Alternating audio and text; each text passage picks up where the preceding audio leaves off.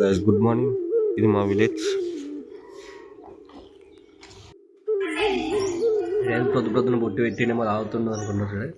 ఏం లేదండి, blue tea నేను చెప్పాను కదా. అండ్ ఈరోజు మా ఇంట్లో మల్లన్న బోనాలు ఉన్నాయి. మాడాకులకు పోతున్నాం ఫ్రెండ్స్. ఇక్కడికి వచ్చాం, అంతా మా వాళ్ళదే.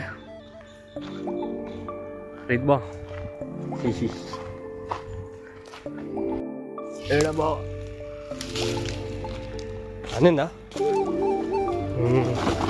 సరిపోతాయా? ఇది మా పొలం.